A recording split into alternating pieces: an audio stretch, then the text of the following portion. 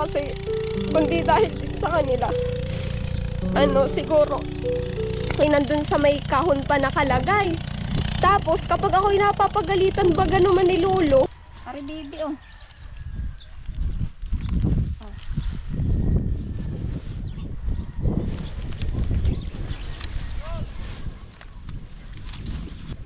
kain na.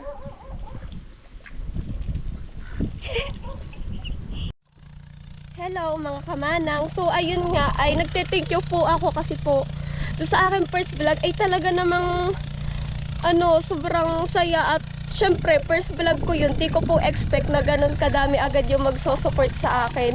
Lalo na po at sobrang hirap pong makakuha ng subscriber tsaka viewers sa YouTube. Pero thankful din po ako kasi kung hindi dahil sa mga tito ko, sa family ko, wala po ako dito. Thank you po sa tito ko, sa mga kuya ka best friend, kuya ka layas, kuya ka panganay na full support talaga sa pagbablog ko. And syempre sa inyo din po, salamat po. And yun nga pala, kung mapapansin nyo po na sobrang close ko talaga sa mga tito ko, kasi po talaga sila po ay kasama ko na talagang lumaki. Kasi nga po ako nga ay kindalola lumaki. Tsaka wala na po kasi akong wala na po akong tatay. Ayun po, kumbagay sila po yung nag-guide sa akin palagi. Ganon. Kumbagay, yung po hinahanap ko sa bilang tatay, sila po yung nagbibigay sa akin nun. Tsaka kay Lolo, ganon. Kumbagay sila po yung kinikilala kong tatay ko, kaya ganon ko na lang po sila ka-close lahat. Kaya thank you po talaga kay Lola, sa mga tito ko, kasi kundi dahil din sa kanila, siguro kundi dahil sa kanila siguro ay naiba na yung landas ng aking buhay, ganon. Pero thankful ako kasi kumbaga kahit ganon, kahit may kulang, andun sila, nakasupport lang sila lagi sa akin. Pasensya na po kayo kasi hindi ko na po talaga na pigilan yung aking emotion. Ako po kasi talaga iyakin. Sa pulbata po iyakin talaga ako. Sa konting bagay lang parang ang bilis kong maging emotional, ganon. Pero yun nga, super thankful talaga ako sa aking mga tito, kay Lolo, kasi sila talaga yung nag-guide sa akin. Thank you sa kanila kasi napalaki nila ako ng maayos. Yun nga, hindi ko naman na din pinoproblema yung ganan. Pero yun nga, minsan kapag iniisip ko, ay syempre, ay nakakaano din naman talaga ng emotion, nagiging mababaw ang aking luha. Pero ngayon, thankful na lang ako kung sino yung nasa paligid ko, kung sino yung tumutulong sa akin. Sobrang swerte ko na sa part na yun kasi meron akong pamilya ko na nagmamahal sa akin, nag-guide sa akin. Kumbaga hindi ako pinapabayaan. And yun nga, so andito nga tayo sa Linang. Samahan nyo ako kasi uuliin natin yan. At tingnan nyo naman aring mustasa dini at kalalaki. Oh yan, kalalaki na. Yan ang lalaki. Pero nung ako naman po'y bata talaga, ako po'y mahilig talagang sumaka. At ako ngay laging kasamahin ni Lula sa Linang. Abay, tanda ko nga nung ako'y bata pa. Ako'y di pa napasok nung time na yun. Tapos ako'y kindalula nakatira. Tapos sabi sa akin ni Lula ay nung ako'y magi-start na pumasok, ay kung daw ba ako'y aalis na sa kanila. Sabi ko hindi, at doon pa rin ako titira sa kanila kahit ako'y magkaroon na ng pasok o magi-start na ako mag-schooling. Ang gawa ko nun, ako'y nakatira kindalula. Tapos pag magbibihis ako, pupunta ako sa amin. Ay yung bahay naman namin ay katabi lang din ng kindalula. Yun nga lang, nandun ako sa kindalula. Tapos nung time na yun, yung mga tito ko pa ay mga napasok lagi. Eh di, ako'y sulong kasama ni na Lula. Tapos naalala ko pa dati, ay yung aking damitan doon, ay nandun sa may kahon pa nakalagay. Tapos kapag ako'y napapagalitan baga naman ni Lolo, ay ako'y madamdamin parang ganun baga. Ay ako'y naglalayas, pupunta ako sa amin. Ay tapos naman, iyaring si Lola, di pupunta sa amin at nakita nga dun sa bahay nila ay wala na yung aking gamit, wala na yung aking kahon dun at mga nakasimpa na. E di pupunta si Lola dun sa amin. Tatanungin ako, ba't daw wala na dun yung damit ko? Ay ako hindi naimik. Tapos di tatanungin ako kung napagalitan daw ba ni Lolo, ganon. Eh di sabi ko oo, tapos ako'y sinusuyo-suyo na ni Lola na bumalik na nga sa kanila. Eh di ayun, ay di maya-maya ako'y nandun na uli at hakot ko na lahat ng aking mga damit. Tapos si Lolo naman, susuyuin ako nun. Sasabihin ay, Bibi, ay ikaw ay kumain na, ganto ganan.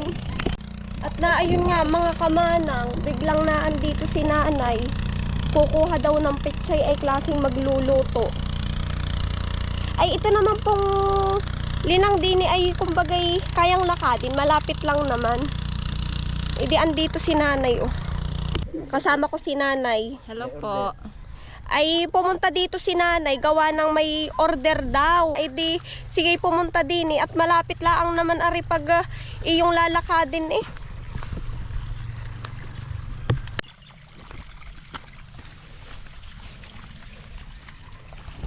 Naari po, kukuha tayo. Maalala ko mga kamanang, ako nga pala may kwento kung bakit nga ba Manang Bibi ang pangalan ng aking vlog. Eh paano ba naman nung ako'y bata pa hanggang ngayon, abay Bibi pa rin ang tawag sa akin. Ito ba namang Bibi na aking palayo ay nadala-dala na hanggang sa ako'y tumanda na? At ito namang Manang, naalala ko din noong ako'y bata pa. Dahil sa murang edad ko pala ang ba ay ako'y marami ng alam gawin. At tapos nga, ako ba na may laging kasama ni Lula? Abay kahit saan siya mapunta, ako'y laging kasunod-sunod. Tapos ba naman ay nagagaya-gaya ko na din yung galaw ni Lula. At tapos nga, di napapansin ng mga tao din eh. Di nasasabihan ako na para bang manang. Gawa ba naman ng aking kilos ay para daw pang matanda. Pare baby oh. Kung kayo ang tatanungin ko mga kamanang, abay ayos pa aring pangalan ng aking mukha man aring katawa-tawa ay may tinatago rin pala aring kwento. Wala, mamalaki na yun.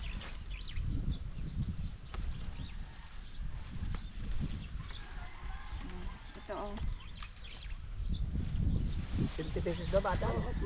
At naay nga, mabalik tayo din sa pechay. Samahan niyo po kami mga kamanang na manguha nga na rin. Nang mabilis ngang matapos at maaga na ding makauwi si nanay. Baby ari oh. Ito oh. Ito. Akin na ako magtatanggal. Abay naay nga at nilantakan ko na rin ang paghihiwa ng cutter. At si nanay na nga daw ang mamimitas nang daw ba siya yung makapamili ng magaganda. Bakit makamay niya? Tanggalin mo nila yung ubak. Yung ubak. Ano ito? Ito lang pala oh. Yung ari nila itanggal. Ari bibi ari. Sige. Yung parang, yung ganito medyo matutuyo ba ang dahon. Kamay mo ha. Bakit malusutan? Hindi. Ari oh. Kamay mo ah. Malaki ari oh. Hindi. Kukuhanin ko lang kaliwan ate ame. Oo. Oh, baka na hindi makater. Oo. Alalayan mo lang.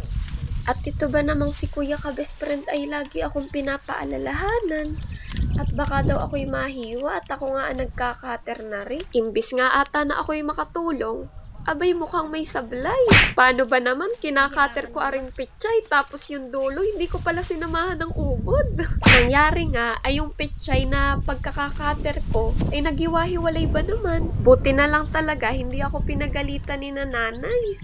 At yun nga po mga kamanang, ako po ay nagsosorry dahil sa aking pagkakamali. Huwag po kayo mag-alala mga kamanang dahil sa susunod po ay alam ko na kung ano nga ba yung aking gagawin. Sa susunod pala dapat magtitira ng kaunting ubod para naman hindi maghiwa-hiwalay ba yung pechay. Nakakatuwa laang ba at ako'y may bago na namang experience. Pero sa tingin ko ay, ari mauulit. Yung bang pagkuha ng pechay ay tsaka sa susunod ay alam ko na ba kung ano yung tamang pagputol ng ubod. Ganyan natin. dami nga. Baka sobra Bakit? na. Bakit na? Iyo nga. Ay maghuli ka ata na iyo. Nagugulay ang akin.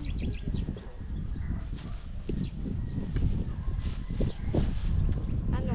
Tula ko pa, lagi pa rin. Oh, baby, ari. Kamay mo. Bakit malusutan? Uy, okay na ba yun?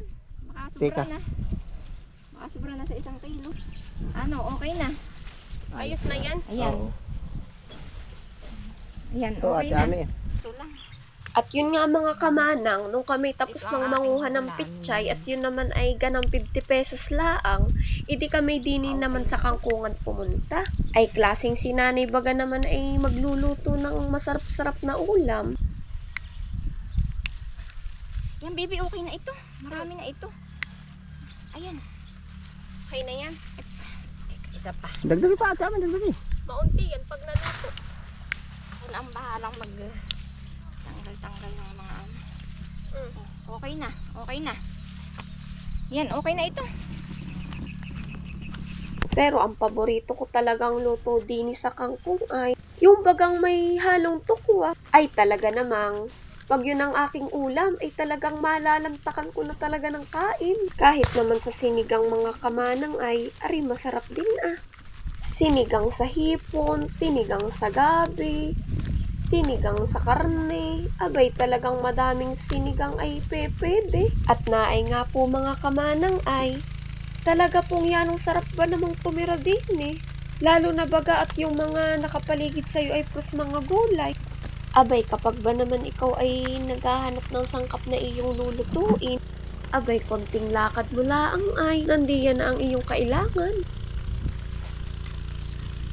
Mga kamanang, abay yanong haba din ba na rin ating nilakad? Ay kangkungan hanggang dun sa kubo ni Kuya Kalayas ay yanong haba. Dapat lang din talaga ay mag-iingat din sa mga tilapit. Ay kung hindi rin naman tayo marunong mag-balance ay baka tayo mabuslot. Buti na lang din ba ay kami malapit na din sa kubo. Eh di kaunting lakad na lang ay ako'y makakapagpahinga na.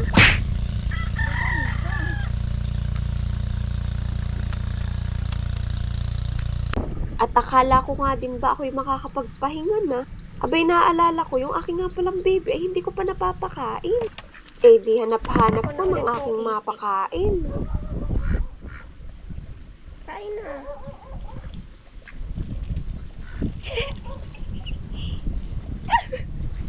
Nakakakiliti. Ari.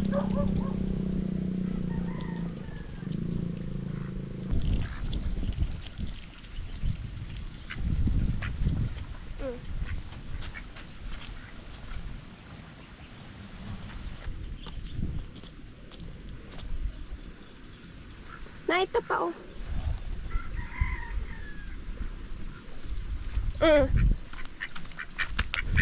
Bibi. Abay, klaseng busog na aring bibi at inaalo ko pa rin ng patuka ay aayaw na. Ah.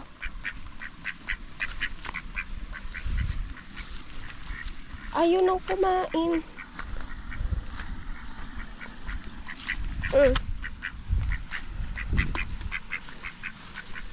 Ayan na, at tinakbuhan na naman ako. Eh, di hinabol ko nga yung baby at sabi ko ay sayang yung patuka. Abay, ito namang baby ay pinapakain na ay takbo pa ng takbo. Ay di aking hinabol. Aba, kaso yano ba namang bilis? Ay mukhang busog na at ako'y nilayasan na. Tayo po ay nilayasan na nitong bibi mga kamanang. Kaya po hanggang dito na lang po itong aking vlog. Salamat po sa inyong panonood and God bless!